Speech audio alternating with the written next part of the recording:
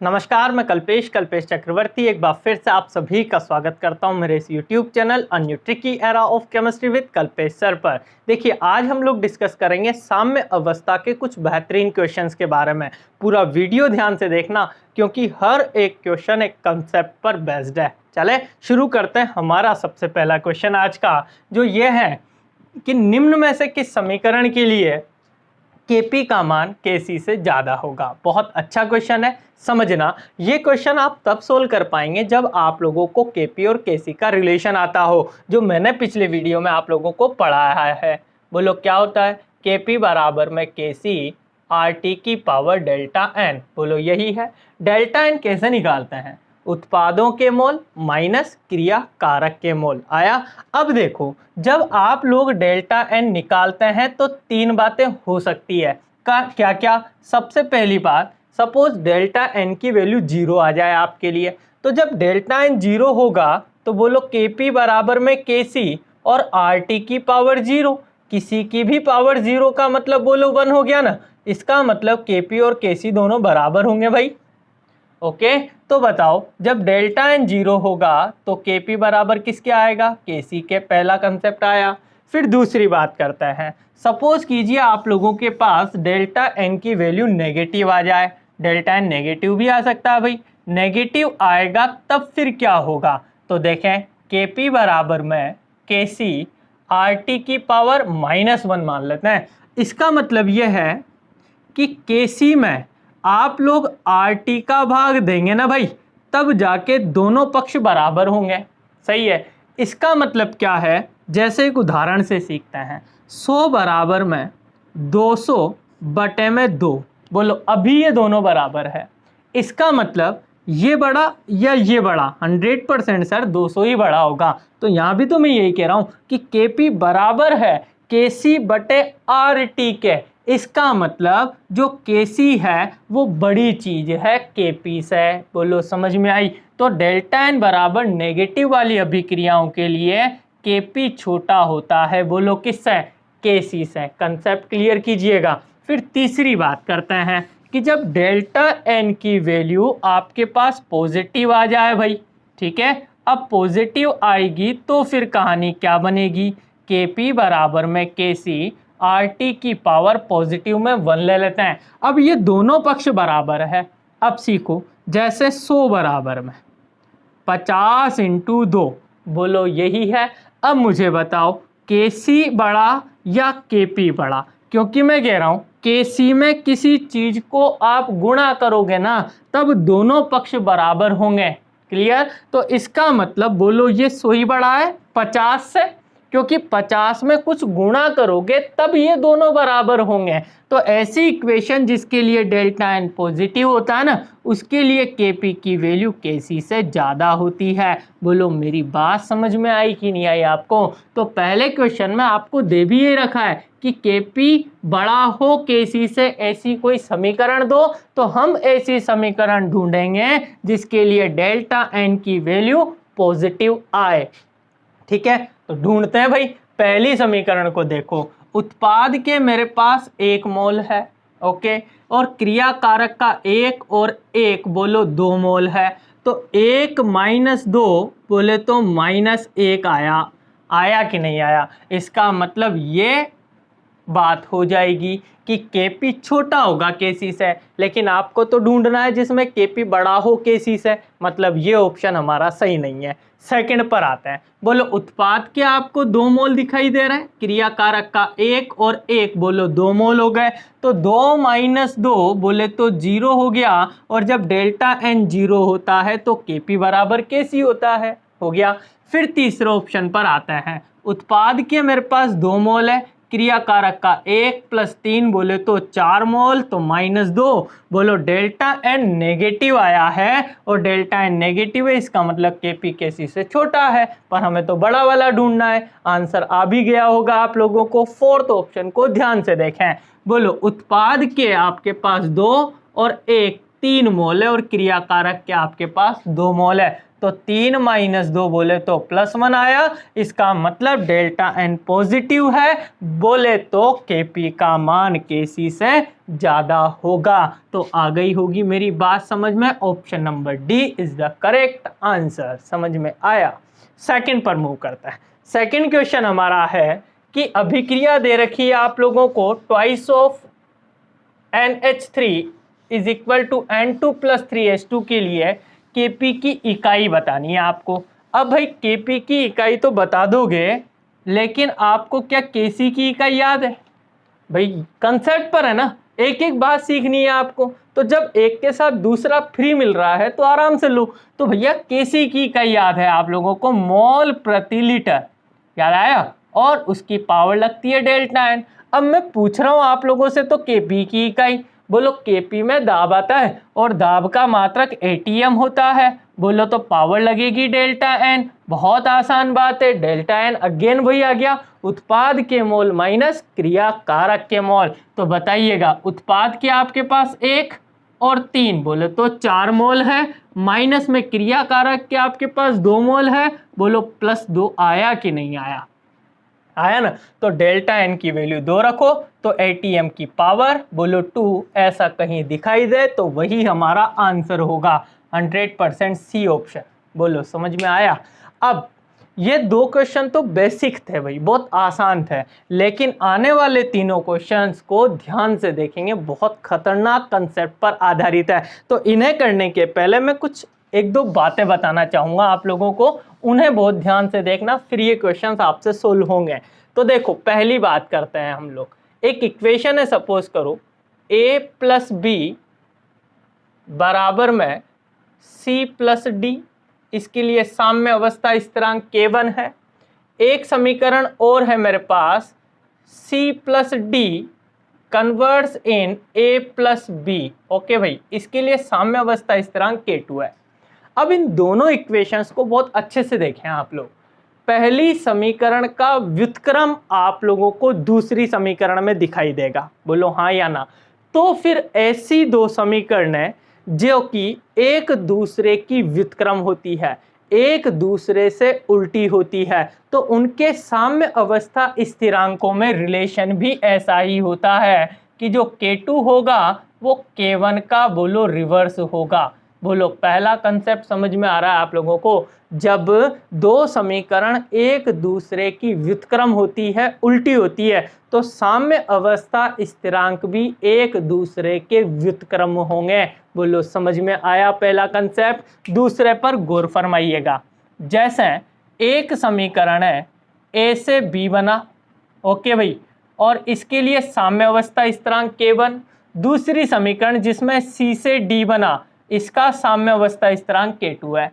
और एक इन दोनों की मिक्स करके इक्वेशन बनाई, बोलो ये बात, बोलो ये बात हो गई।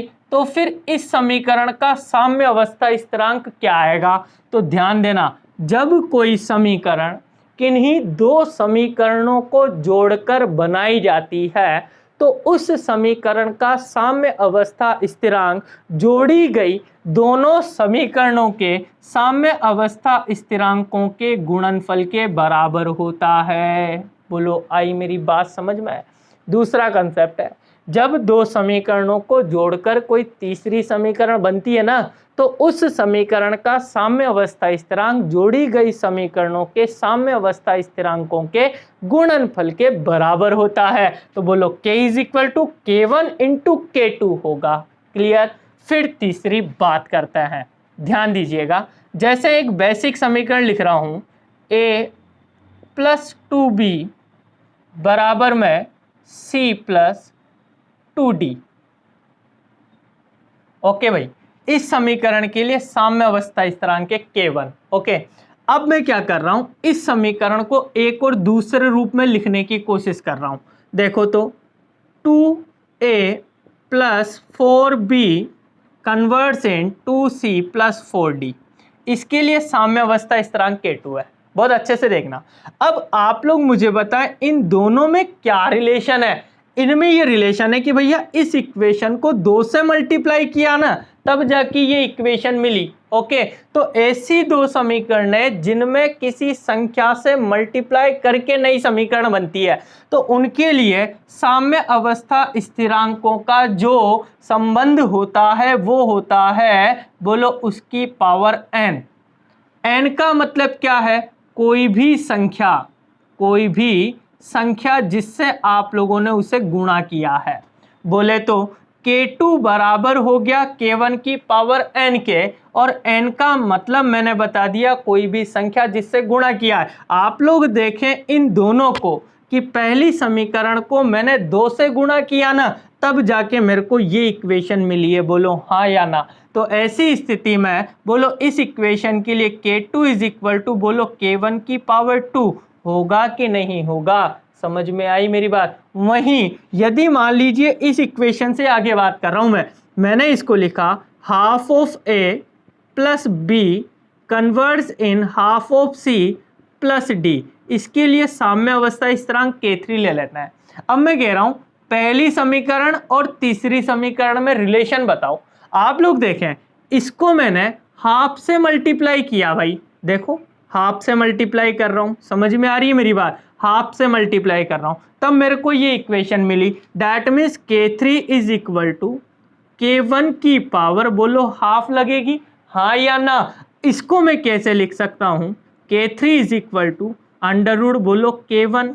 बोलो क्लियर हुई मेरी बात? इसका मतलब किसी समीकरण को किसी पर्टिकुलर एक नंबर से जब आप लोग गुणा कर देते हैं ना, तो साम्य अवस्था स्थिरांकों का जो संबंध होता है वो ऐसा होता है K2 is equal to K1 की पावर n। समझ में आई मेरी बात? तो ये तीन कंसेप्ट यदि आप लोगों के माइंड में है तो आप लोग इन तीनों क्वेश्चंस को कर सकते हैं। एक बार फिर रिपीट कर रहा हूं, ध्यान देना। जब दो समीकरणें एक दूसरे की व्युत्क्रम हो, उल्टी हो, तो रिलेशन होता है साम्य अवस्था स्थिरांकों में K2 is equal to 1/K1। पहली बात। दूसरी बात, जब किसी समीकरण को किन्हीं दो समीकरणों को जोड़कर बनाया गया हो, तो बनने वाली समीकरण का जो साम्य अवस्था स्थिरांक होता है ना, वो जुड़ने वाली दोनों समीकरणों के साम्य अवस्था स्थिरांकों के गुणनफल के बराबर होता है। क्लियर? लेकिन तीसरी बात यह है कि किसी समीकरण को किसी संख्या से गुणा करके दूसरी समीकरण में कन्वर्ट किया है, ओके, तो फिर साम्य अवस्था स्थिरांकों में जो रिलेशन होता है वो होता है K2 is equal to K1 की पावर n। n का मतलब क्या है? जिस संख्या से आप लोगों ने उसे मल्टीप्लाई किया है। क्लियर? अब करते हैं हम इन तीनों क्वेश्चंस को, उम्मीद करता हूं समझ में आएंगे।